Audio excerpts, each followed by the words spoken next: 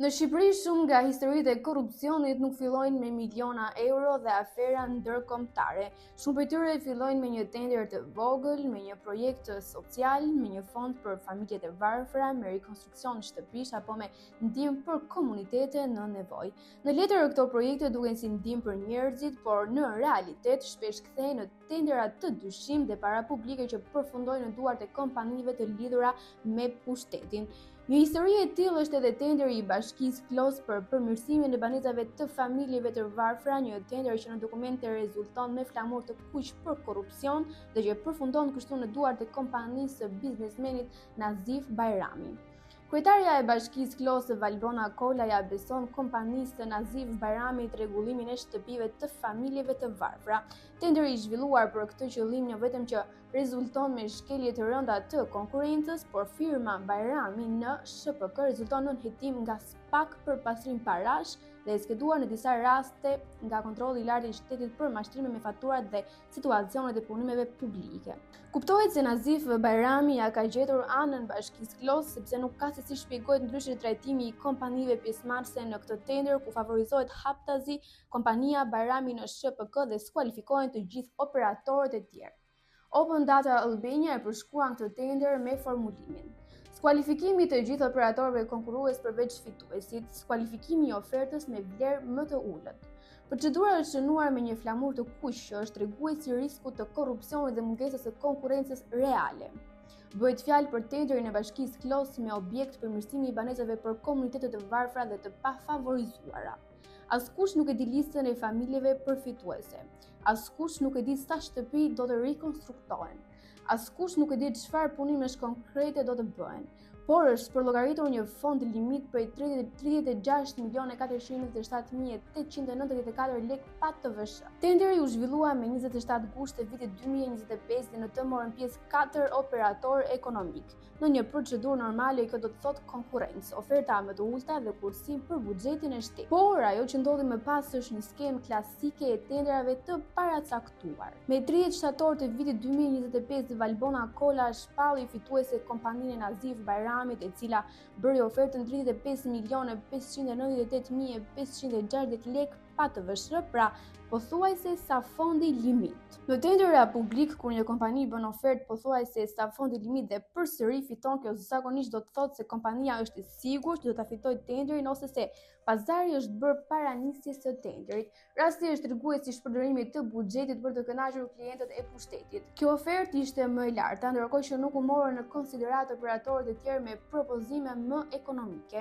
Ky veprim nuk përputhet me kriterin bazë të vlerësimit sipas dokumenteve të shpallura në Agjencinë e Prokurimit Publik, ku nënvizohet qartë se fitues duhet të shpallet operatori me ofertën ekonomikisht më të favorshme bazuar në çmim. Konkretisht, Bashkimi i Operatorëve Ekonomik 2LM SHPK dhe liçeni 7 SHPK kishte ofertë shumë të ulët, rreth 31.258.844 lek pa TVSH, pra disa milion lek më pak se oferta fituese. Po ashtu, Bashkimi i Operatorëve Ekonomik Drini 1 SHPK dhe Ndrejgjon i SHPK ofronte ta realizonte këtë projekt me rreth 33.533.064 lek pa TVSH, pra sërish më lirë se kompania fituese. Pra kishte dy oferta më ekonomike për buxhetin e shtetit, por ato u skualifikuan dhe në fund fitoi kompania me ofertën më të lartë. Ky është një mekanizëm shumë i njohur në tenderat publik. Skualifikohen ofertat më të ulta për arsye teknike dhe fiton kompania e paracaktuar.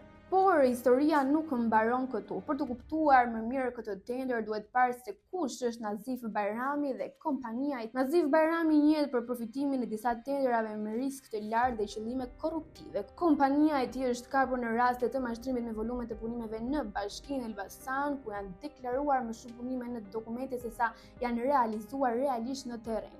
Kjo është një nga skemat më të zakonshme të abuzimit me tenderat publik, fryen situacionet e punimeve dhe merren para për punë që nuk janë bërë. Në një raport të Europol dhe Shish evidentohet biznesmeni Nazif Bajrami dhe bashkëshortja e tij Antuena Bajrami se që prej vitit 2017 janë me dosje penale në proces hetimi për pasuri të dyfishuara rreth 70 milion euro. Pasuri bankare dhe fizike të siguruara nga biznese dhe aktivitete të dyshuara korruptive dhe në bashkëpunim me grupe kriminale. Bashkëshortja e biznesmenit Anduena Bajrami ka mbajtur për një kohë të gjatë postin e nënkryetares së bashkisë Elbasan, duke i siguruar firmës familjare ndikim për të fituar kështu tendera publik. Kjo krijon një lidhje të fortë mes pushtetit vendor dhe kompanisë që fiton tendera. Në dhjetor të vitit 2020, një shkresë e Interpol Tirana informonte policinë kriminale për të dhënat të Interpol Bernës në aktivitetin e dyshim të Nazif Bajramit. Informacioni i referohet viteve 2019 në vazhdim, ku autoritetet zvicerjane e konsideronin biznesmenin si person të skeduar për trafik të lëndëve narkotike. Me 11 prill të vitit 2025, një skuadër e Byros Kombëtare të Hetimit ka ushtruar kontrolle në ambientet e biznesmenëve Nazif Bajrami dhe Marglen Çoku, si dhe të drejtorit të usjellës kanalizimeve në Elbasan për gjetjen e provave të implikimit në afera korruptive dhe veprimtari kriminale.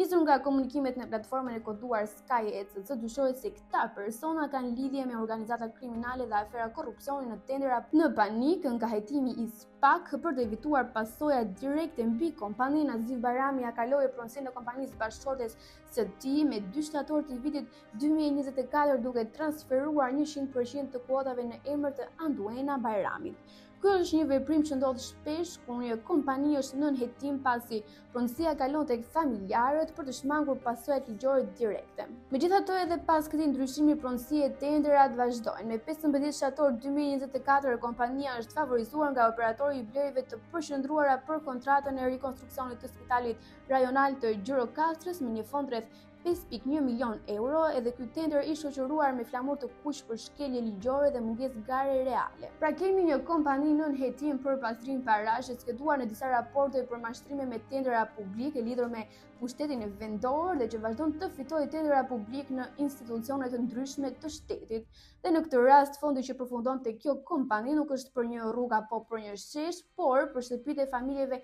të varfra. Pra paratë që duhet të shkonin për njerëzit më në nevojë përfundojnë tek një kompani e dyshuar për afera korruptive. Kjo histori nuk është vetëm historia një tenderi në Bashkinë Klos. Kjo është historia e mënyrës se si funksionon sistemi i tenderave në Shqipëri. Shpallen fonde sociale, zhvillohen tendera, skualifikohen ofertat më të ulta, fitojnë kompanitë e zakonshme dhe fondet publike përfundojnë tek të njëjtët njerëz. Dhe ndërkohë, familjet e varfra për të cilat ishte ky fond vazhdojnë të jetojnë në të njëjtat shtëpi të amortizuara, me lagështirë, me çati që pikojnë dhe me shpresën se një ditë fondet publike do të shkojnë vërtet tek ata dhe jo tek tendrat. Sepse në Shqipëri shumë shpesh parat janë publike, por fitimet janë private. Dhe kur paratet e varfërve kthehen në tendera, atëherë varfëria nuk luftohet, por përdoret si justifikim për të nxjerrë para nga buxheti i shtetit. Dhe kjo është ndoshta pjesa më e rëndë e gjithë kësaj historie.